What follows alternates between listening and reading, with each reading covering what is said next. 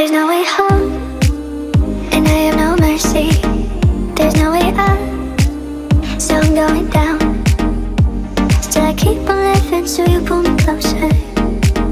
When I have no mercy,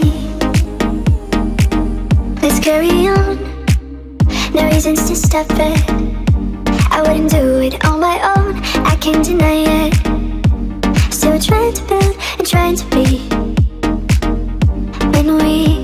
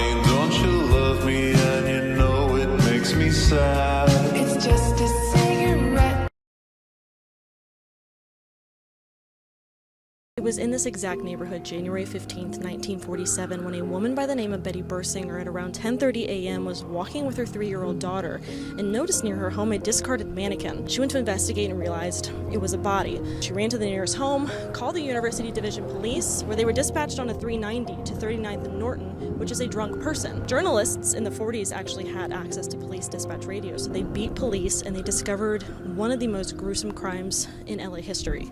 It was a dismembered, mutilated body of a woman. The LA Examiner editor at the time had the brilliant idea of sending off her fingerprints to help identify the woman to the FBI via sound photo, which is a fax machine. And within 56 minutes, they were able to identify the woman due to her being arrested 3 years prior for underage drinking and working on a U.S. Army base as Elizabeth Short, commonly known as the Black Dahlia. Before I answer some of the more frequently asked questions about Elizabeth Short, aka the Black Dahlia, let me tell you a little bit about her childhood. I found these super cool colorized photos of her, so I'm gonna use that. Elizabeth here was born July 29th, 1924 in Boston, Mass. She was the third of 5 daughters. Due to the 1929 stock market crash, her father lost his job and the family was going broke. In 1930, his car was actually found abandoned on the Charleston Bridge, and the whole family assumed that he had unalived himself. During this time, Elizabeth was unfortunately suffering from chronic bronchitis, had a lot of asthma attacks. Doctors suggested that she moved out of a colder climate, so she moved to Florida, and here's where she continued her life, eventually dropped out of high school. And then get this, in late 1942, the family received a letter from the dad. He was alive. He was in Vallejo, California, so that's where Elizabeth moved and lived with him for a little while. She didn't stay here long due to them arguing quite a bit. She worked a couple jobs, lived with a couple friends, and then in 1943 she moved to Santa Barbara, California, where she was actually arrested for underage drinking. Again, with the colorized photos of her, she's just so beautiful. After being arrested, she moved around a bit again, went back to Massachusetts, went back to Florida, and in Florida she met Major Matthew Michael Gordon Jr. He was an Army Air Force officer at the 2nd Air Commando Group. According to some letters that Elizabeth received from him, he was going to propose. He was currently in India recovering from a plane accident. Elizabeth, of course, accepted his proposal, but unfortunately he died in 1945 due to another plane crash. This was right before Japan surrendered and the war was over. So in July of 1946 is when she relocated back to Los Angeles. Here she became a waitress and actually lived behind the Florentine nightclub on Hollywood Boulevard. For some reason in my mind, I always thought that Elizabeth was an actress, but turns out she was just an aspiring actress and she wasn't actually credited in anything. July 9th, 1947, she actually returned from San Diego with her boyfriend, Robert, or also known as Red Manley, who was 25 and married at the time. He dropped her off at the Biltmore Hotel in downtown Los Angeles. Let me show you what that building looks like. This beautiful building is the Biltmore Hotel in downtown LA. According to testimonies, Elizabeth Short was dropped off here to meet her sister, who was visiting from Boston. If Elizabeth walked into any room, heads would turn. She was just noted to be absolutely beautiful.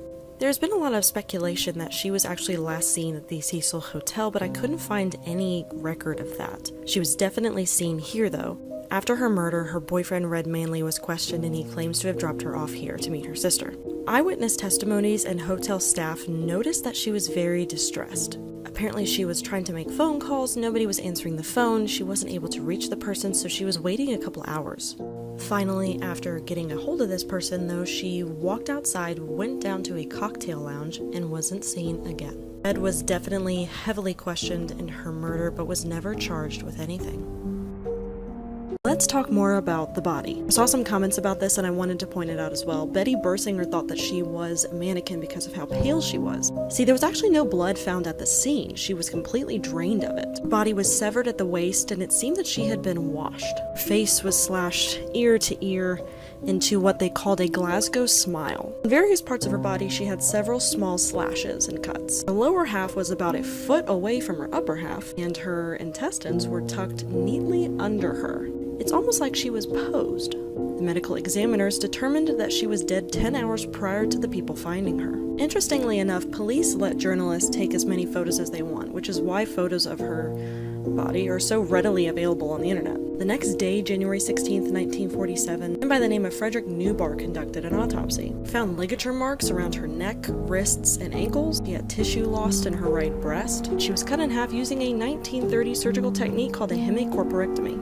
I'll get back to the autopsy in a second, but I wanted to add that journalists actually edited her face to make her look a little bit more normal because they were worried people would freak out by the state of her body. January 16th, 1947, Frederick Newbar was conducting an autopsy and found that she had most likely died prior to her being cut. So she didn't have a skull fracture, but she did have bruising and bleeding in this subneuractoid space, meaning she did suffer a blow to the head. And to spare being deleted from TikTok, she had been dilated, we'll put it that way, which was a sign of assault. However, nothing from a male was found.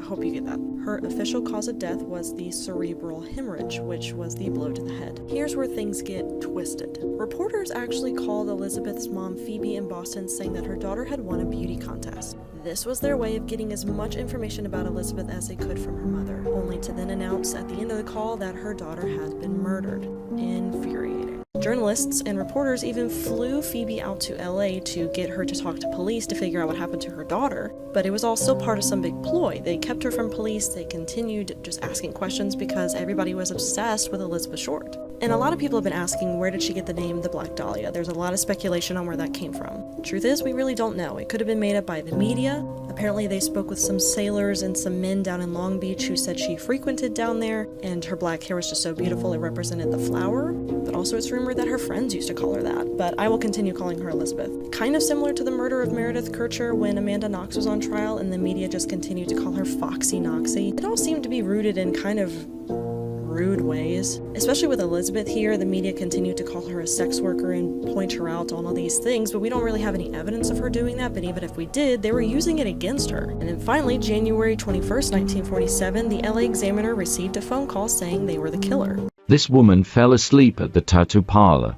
What happened will horrify you. Kimberly Valmick made headlines across the world when she emerged from a tattoo parlor with an entire constellation inked to the left side of her face. When Kimberly saw the horrified reactions of her parents, she swore that she had only told the tattooist that she had only asked for 3 stars. But she fell asleep in the chair, and the tattoo artist, he went rogue, tattooing 56 stars on her face instead. The problem with Kimberly's story was that it was all a lie. She had in fact requested this tattoo. With the help of her parents, she underwent $13,000 worth of laser surgery. She reportedly said it was really painful, but she luckily got all 56 stars removed. For more 7 Sins Crime, remember to hit that plus button. Disturbing things that you should never look up on Google.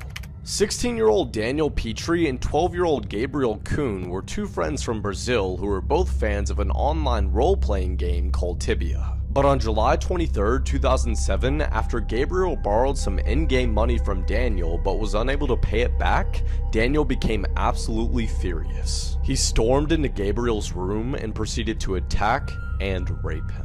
After that, he strangled Gabriel with a wire until he fainted and went on to cut off his legs with a hacksaw. Gabriel regained consciousness and screamed in pain, but Daniel just kept cutting. The autopsy revealed that Gabriel was alive while his legs were being cut off, but soon died after due to blood loss and pain. Daniel was later sent off to a juvenile offender and served just 3 years in prison. Do you guys remember the time that 29-year-old Brittany Gosney reported her 6-year-old son is missing? But just kidding, she actually hit him with her vehicle. I'm in a bad mood today, so it's the perfect time to talk about this gargoyle. I'm not even sure if I'm saying her name right. Don't care. From now on, I will refer to her as Twat Puss. On February 27th, around 3 a.m., Brittany Gosney and her 42-year-old boyfriend, James Hamilton, drove her 3 children, ages 9, 7, and 6, to Rush Run Wildlife Park, an area that I visit often. I don't know why these women in my area keep killing their children. So she could abandon them. Why? Because her boyfriend had been pressuring her to get rid of her children, she claimed to police. When her 6-year-old son tried to grab the handle, she slammed the gas and then drug his body. When she finally decided to go back, which some reports say 30 to 40 minutes later, he was dead, so she loaded him and her 2 other live children into the vehicle, took them back to their Middletown home, and put his body in a spare bedroom under an open window. They waited till the kids were asleep around 3 a.m. again and drove his body to Lawrenceburg, Indiana, where they threw him over the I-275 bridge into the Ohio River. Wait, there's more. So after Twat Puss and her boyfriend threw his body over the bridge, they then went to the police department around 10 a.m. the following day and reported him missing. Upon further questioning, the police said, your stories don't really make sense, we're going to separate you. And then their stories did not match up. Twat Puss broke down and admitted everything, and then took the police to the area where they found no viable evidence. The search for James Hutchinson, her 6-year-old son, has been delayed most of last week because of high water. 30 p.m. yesterday, nobody has yet to be recovered. The police say that Twat Puss has little to no remorse, and she's now claiming that she's mentally incompetent. I have no authority to speak on the matter, but you were competent enough to know that you should retrieve the live children and your dead son, and then go hide him in your home, throw him off a bridge, and report him as missing. He's just adorable. A 4th sibling was previously adopted through the system, and now 2 more traumatized kids will be there because of this. Hi, I'm Cam, and this is 1 Minute Murder. 19-year-old Austin Harif was a seemingly average college student at Florida State University. There, he wrestled and pledged Alpha Delta Phi fraternity. But in August of 2016, Austin's family noticed a dark sudden change in him. He started searching things like, must I sleep? I think I'm going crazy, am I? What is white magic? He even searched how to sell his soul to the devil. Austin started telling his relatives that there was an evil presence in the house and he needed to protect them. Austin's sister became so uncomfortable with his new behavior she started locking her door at night. Austin felt invincible, feeling similar to Jesus, and was obsessed with having a career in rap music. On August 15, 2016, his delusions took a turn for the worse when he was on a walk with his father. He saw a light coming from a garage and ran towards it. Inside the garage was John Stevens and Michelle Mishkan. Austin then attacked the couple and fatally injured them with a machete. When a neighbor came over after hearing the screams of the couple, Austin attacked him as well with the machete. When police arrived on the scene, Austin was on top of John, growling and biting his face off. Despite authorities threatening to shoot him, he kept growling and biting the man's face. Austin was charged with 2 counts of first-degree murder and 1 count of attempted murder. A psychologist declared him legally insane. Let's talk about another murder that was solved 30 years later thanks to DNA. This is April Tinsley. There she is. 1988, she was 8 years old walking home from her friend's house, which was just 3 blocks away. She never came home, and some people saw her crying, getting dragged into a blue truck. 3 days and 20 miles later, her body was found face down in a ditch. There were a few suspects initially, nothing really panned out. 2 years later, they found this message scrawled on a barn door. That was really it until 2004 when notes started popping up on little girls' bicycles. Notes that look like this. I'll do this so you can pause it. With these notes were used condoms and photos of a man from the waist down. Obviously, the DNA in the condoms matched the DNA from April's body. 2018, Indiana passed a law saying felons had to submit their DNA, which is how they found John Miller. They showed up, said, "Do you know why we're here?" He said, "April Tinsley."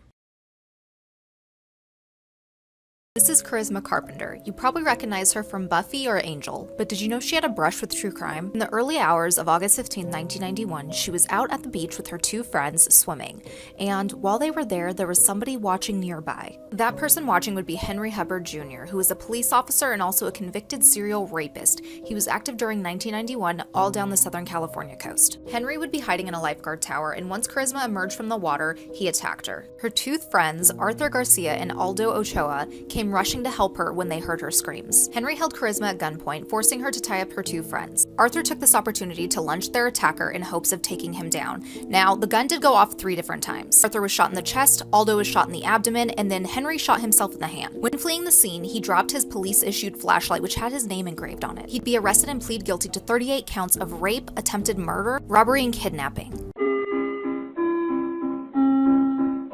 Okay, so this isn't really a national park, but this reminds me a lot of the Garrett Bardsley case.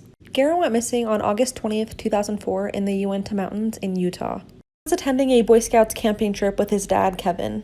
Early that morning, Kevin and Garrett decided to go fishing on Cubert Lake, which is about 140 meters from the troops' campsite. In comparison, it's about 2.5 football fields from the campsite. While he was fishing, Garrett accidentally stepped into the water and got his shoes and socks wet, so he decided to walk back to the campsite to change. Garrett had completed the Boy Scouts wilderness survival training and had walked that path many times, so his dad decided to let him go alone. His dad watched him walk all the way around the lake until he was out of view. But when 20 minutes go by and Garrett still isn't back, his dad decides to walk back to the campsite to find him. However, he's nowhere to be found. Search was launched less than 40 minutes after he was last seen, but it turned up nothing. His black Nike sock was found less than a half mile away. But to this day, Garrett has never been found.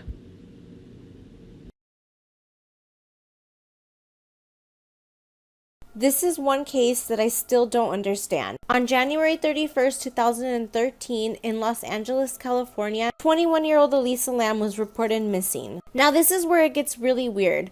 On February 15th, LAPD released the last known video of Elisa Lam from the surveillance cameras inside of the elevator. In this 2.5-minute video, you can see Elisa Lam acting extremely bizarre. Right when this video was released, it grabbed attention from nationwide, and everyone wanted to know what happened to Elisa Lam. On February 19th, some of the hotel guests were complaining that the water pressure was extremely low, and also that the water had this weird brown tint to it and tasted really weird. On that day, the maintenance worker went up to the tanks and discovered Elisa Lam's body, and she was found completely nude. Right away, that started so many theories, but on February 21st, the coroner's office ruled her death as an accident. How Ed Kemper was caught is insane. The co-ed killer, who was so friendly with police they called him Big Ed, wasn't even on the suspect list by 1973 when he had already killed 6 female college students. So when he finally killed the person he had always wanted to,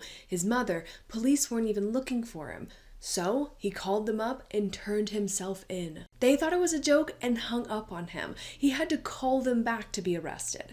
And he's still alive today, serving his 8 life sentences at the California Medical Facility.